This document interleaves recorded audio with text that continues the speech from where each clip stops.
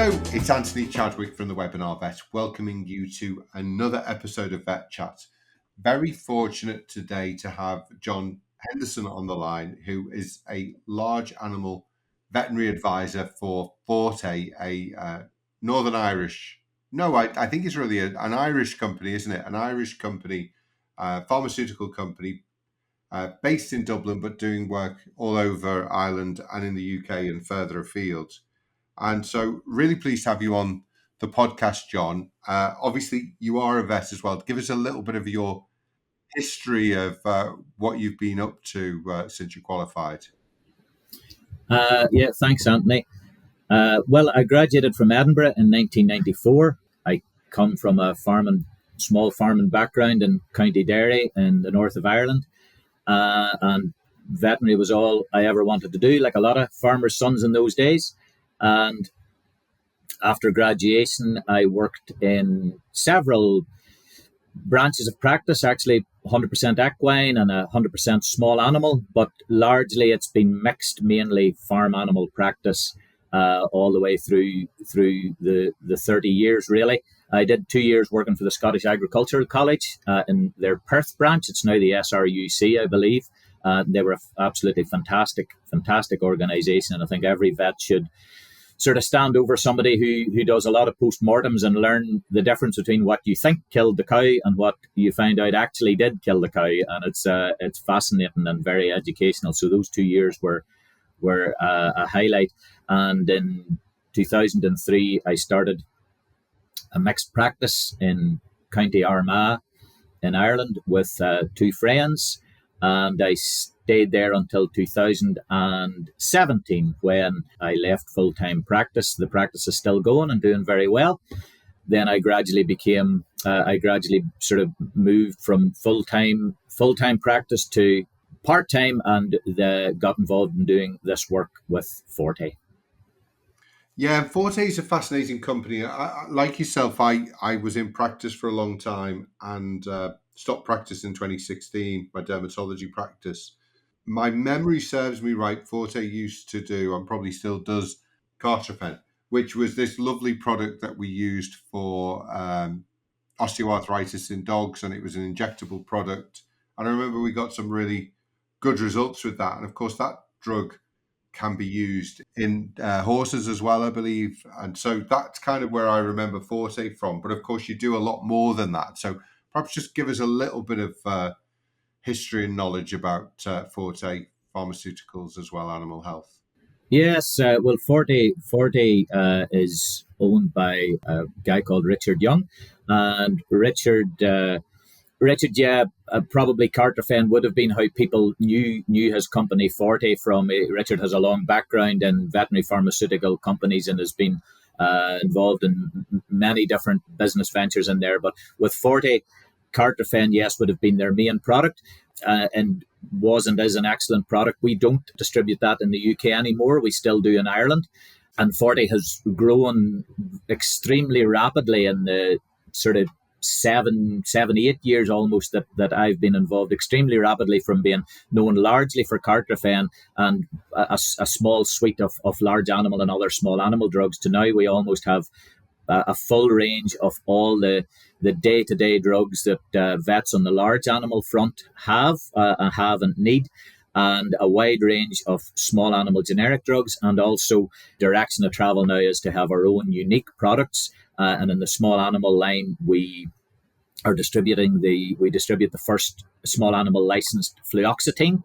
And of course, since lockdown, with behavioral social anxiety and separation anxiety in dogs being a big problem with these pandemic puppies, Reconcile has taken up an awful lot of time and become very successful. On the large animal front, we supply vets with all the I think we're the only company that have the full suite of non-steroidals and the normal sort of day-to-day antibiotics and things like that. And then a sister company called Arc Animal Health, again based in Ireland. We're moving ahead with producing non-medicinal, non-POM products, and again trying to do that at the top end of efficacy and quality. So the sort of, I suppose we call them like nutraceuticals, they're sort of nutritional products almost that we know will have benefits, supplements and so on. Yeah. It's they come onto the sort of the complementary feedstuffs or the non. They're not medicinal active ingredients. Nutraceutical, I think, is more a term. I'm not familiar with the exact difference, but nutraceutical is maybe more maybe used in the small animal, and human field. But in the large animal, these non-prescription complementary feedstuff type products can have really beneficial effects in production animals, and that's what we're trying to do is to become well known for a good range of useful products on that front. And that's probably where I'm most involved nowadays, because there's as a smaller company, it's unlikely that we're going to bring out a new molecule. The research and the time and cost and scope of that work that needs to be done. So on the generics and the medicinal front, we're kind of reliant on our partners to supply those, but certainly the non-medicinal thing, that's something that we can go ahead and have done on our own. And of course, this is, I suppose, as you say, supplements. So some of the trace elements we know are so important in diets, aren't they? And you can see deficiencies, and then you therefore need to supplement in those areas as well. I know you've got an interesting story. It's probably not the typical story of how people join a pharmaceutical company. Perhaps you can tell everybody about how Richard kind of got you involved in working for the company while you were still obviously practicing as a vet as well. Yeah, well, in practice, I did a lot of dairy work. Our practice was a very typical Irish traditional sort of mixed practice: beef, dairy, seasonal sheep. You come in and did the small animal consults in the morning and the afternoons after your calls, and fitted the surgery. And so the dairy work was a significant part. And like all dairy practices and transition cows, when the diet changed significantly from dry to lactating, you tend to get ruminal indigestion, cows sorting the diet, fiber maybe a bit deficient. It's very common then to have ruminal issues. And so, the best treatment for that probably is not your injectables. It's to try and put something directly into the rumen. So the rumen powder is a well-known thing going back generations of vets, or rumen stomach, or a treatment for the rumen. And I could see that the results that we were getting with the commercially available products weren't terrific. So I did a bit of reading over a few months and a year or two, and developed what I thought was probably a good recipe for a ruminal indigestion product, which, again, turns out you have to actually spend a bit of money on good ingredients, and that makes it a wee bit more expensive than some of the commercially available ones were. But again, because I was making that myself, that wasn't a problem. So that little product on our cohort of dairy farmers was very popular, and neighbouring vets and neighbouring practices then heard about it and wanted, because our neighbouring practices, we had a good working relationship with them. So I was making the product for them, and selling it through a wholesaler. It was licensed, and then eventually the demand became too much. It was a little difficult for me to produce it. So Richard, who owns Forte, stepped in and said that that Forte would take over the manufacturing and distribution. And during our discussions about that, we decided that there was a place, because I had left full-time practice at that point. There was a place for me to do a couple of days a week, doing some helping develop their large animal end of things, and training the sales team on large animal products and farm animal management and veterinary topics. And so that started from 2 days a week, and escalated until it's more or less what I do full time now. And the stomach powder product is now available all over the UK and doing quite well. Fantastic, John. And I know, kind of off the back of that, other products have been developed. And I particularly want to talk about calf health here. Calves come in to the world, they are prone to getting infections. We don't have to treat everything with antibiotics. Often, we have a dehydration problem.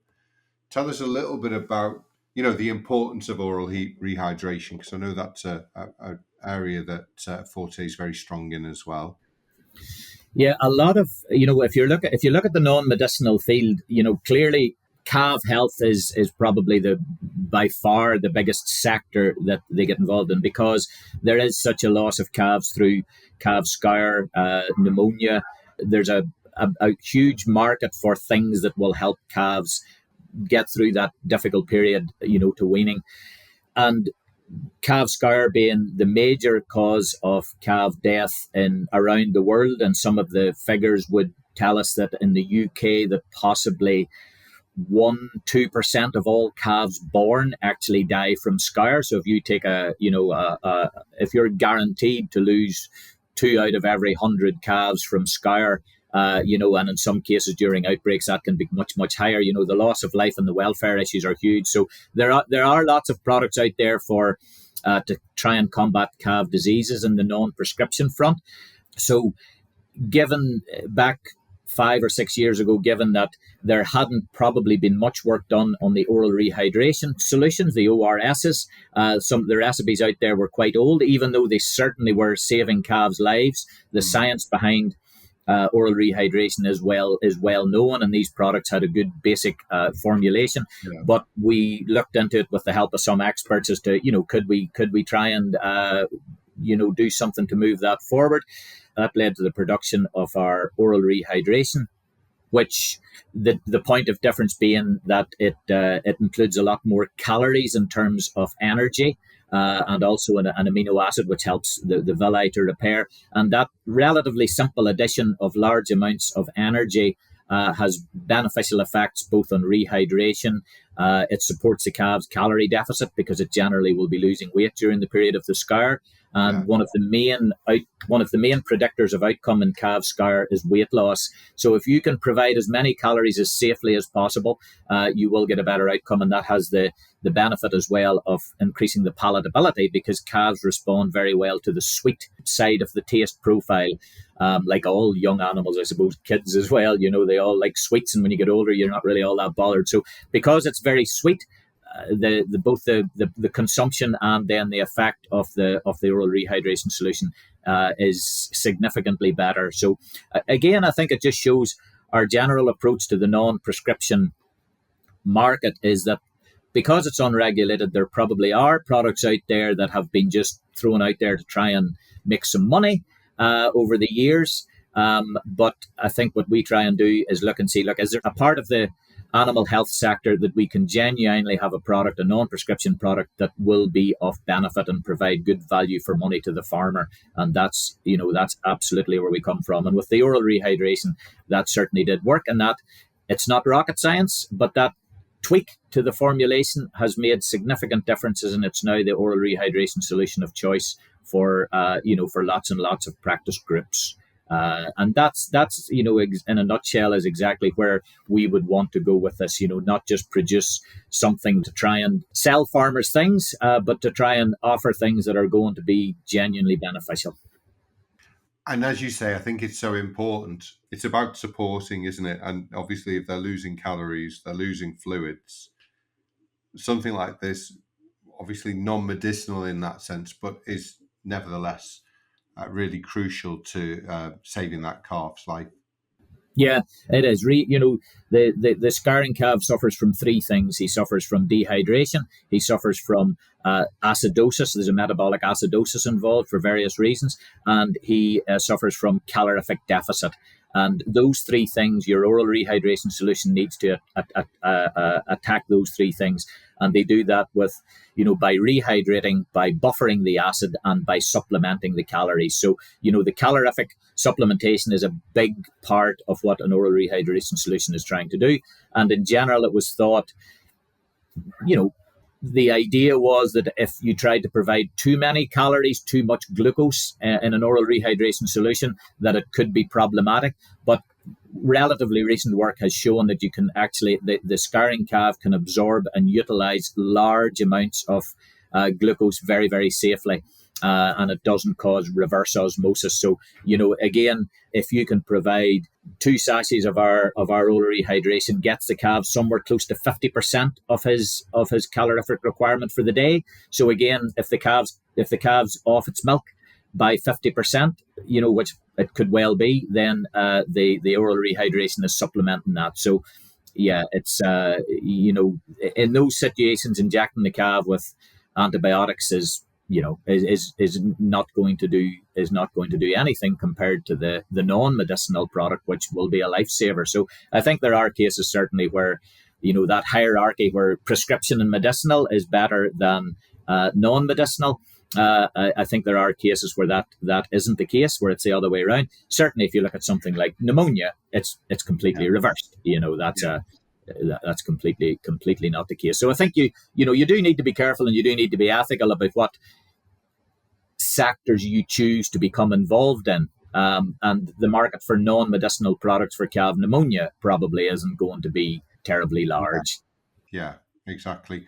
No, it's really interesting you're talking about the antibiotics, because, of course, one of the success stories of, I think, the British livestock industry is the way that they've massively reduced antibiotics. So, as you say, if you've got a calf with scours, it's much better to get its fluid sorted out than antibiotics. Obviously, it may need sometimes antibiotics, but often they don't.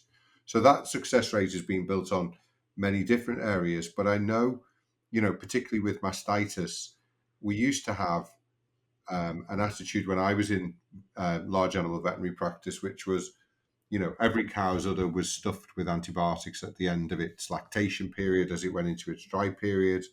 And I think all of that has now changed, hasn't it? Because we realised we were probably over-treating, weren't we?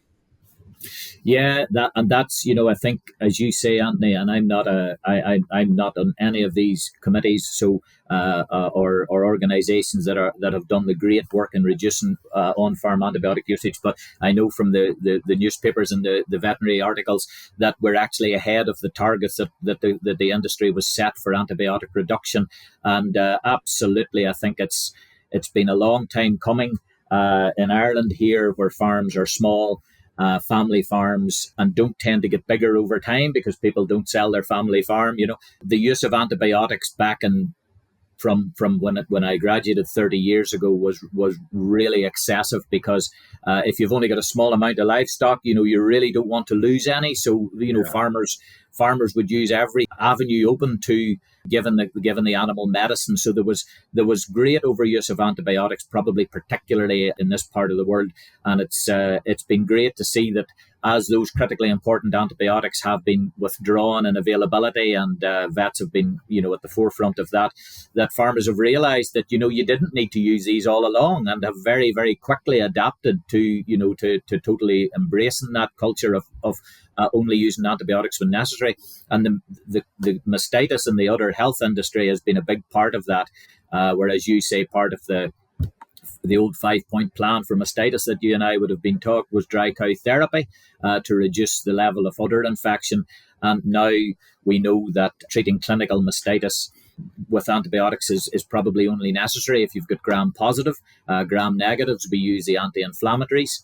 And on the dry cow front, cows that their cell count, their milk recording suggests that they don't have an ongoing infection at dry off or a subclinical infection at dry off, those cows aren't given dry cow antibiotics. So there's been a huge reduction and a much more an approach in the clinical mastitis front to using antibiotics targeted best at the streps and staphs that are the target. And again, surprise, surprise, that means the first line antibiotics of ordinary procaine penicillin is the drug of choice. So all the polypharmacy products that existed in the past, weren't the best drugs to be using. So we can sort of look back and see how it wasn't exactly doing best practice in those days, but things have moved on. And of course, we're using non-antibiotic products like teat seals in dry cows to also actually stop the usage of antibiotics as well and prevent infections, aren't we?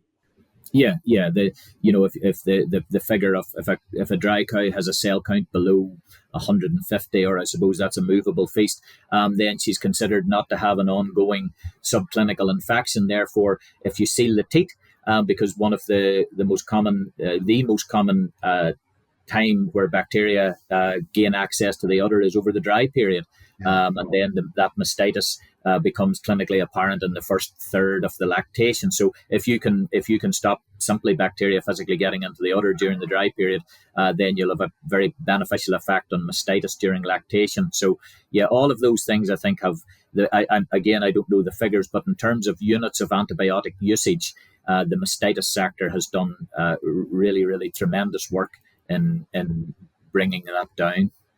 And of course, one of my very good friends, sadly departed, Simon Doherty, talked a lot about One Health, and One Health is very much if we can reduce antibiotics now, that affects obviously humans, but we also it's the amount of antibiotic that we're finding in the environment. So if we can, in sewage farms where you've got super resistant bugs there that potentially can affect animal life, but also affect humans as well. So this work is really important, and I think it's great to see the farming community embracing it in such a way.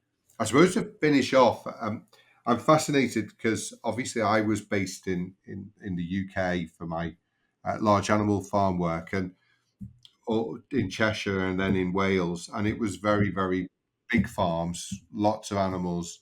We're now moving. There's a different system. I think talking to colleagues in Ireland, it's still very pastoral, smaller farms, mainly grass fed. UK is more intensive, sometimes even permanently housed.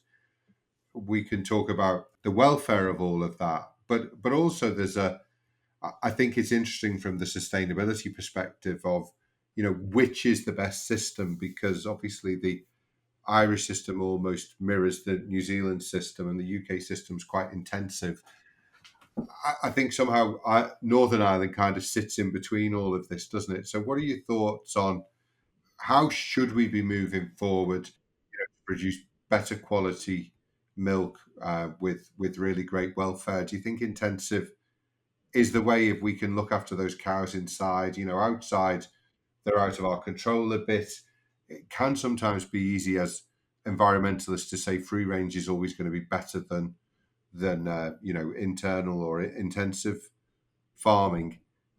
Welfare can vary in all of these sectors, can't it? But what's your thoughts, having sat there as a mixed animal vet, but also now, within the pharmaceutical industry?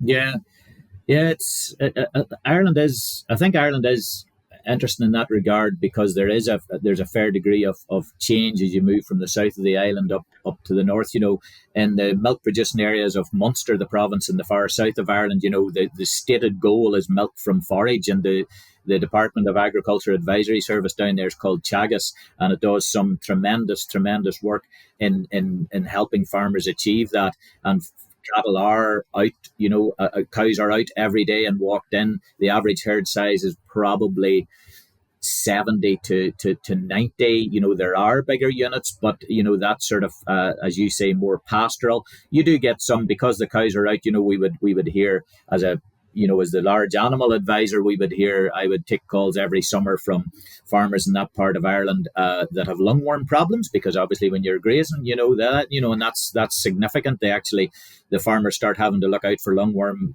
very little forward from this time of the year, really. So there are management differences, but yes, certainly that's a different type of cow.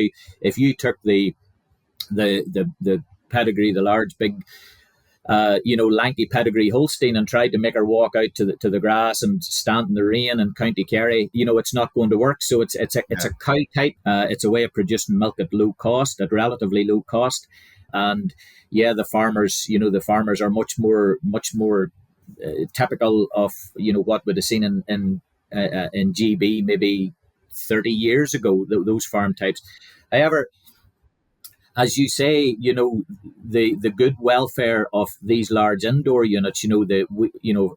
In practice, we would have had several of them. I'm thinking of the largest farm that we had, and the welfare was absolutely fantastic. The cows were clean and happy.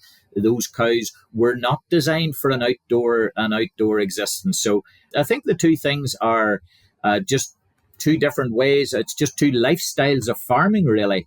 The guys on the more pastoral systems, when the cows are out, smaller numbers, a lot of these guys will have off-farm jobs as well, so that fits in with their lifestyle.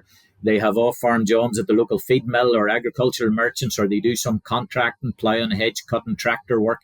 So it's what fits in with the way of life. But as you say, I think cow welfare has to come first, and I definitely would say that on these large dairy farms where cows are indoors and kept in, they have to be fed a continually similar diet, or things, things will go wrong with those. We feeding those cows to high resist. So it really is the only way of managing them, and the welfare in those places is generally first class.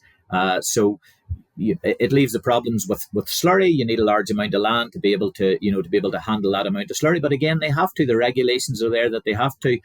So as long as those large units are farmed by really good managers, what they are, I think they're perfectly viable ways of keeping cows, and the cows are healthy and happy. Brilliant, John. No, it's really interesting to just see the differences as we move to different places. And I remember speaking to an Irish vet and saying, when an English or a British vet comes over and tells us how to look after our cows, they don't really know what they're talking about, because the two systems are so different, aren't they? So, John, thank you so much. Obviously, great to see Forte sponsoring our month of April. It's our farming month. We've got courses on the website. So for those of you who are in mixed or large animal practice, do go and have a look at the site and have a look at some of the material that's on there. Thank you so much, John, for supporting this month as well and coming on the webinar. And I do think you're an original person who was developing a product to actually get to work for a company while also being in practice. So an inventor, an entrepreneur. It's been great to speak to you. You too, Anthony. Yeah, very enjoyable. Thank you very much. Okay, take care. Great to speak to you. Thanks everyone for listening. Hopefully see you on a webinar or podcast very soon. Take care. Bye-bye.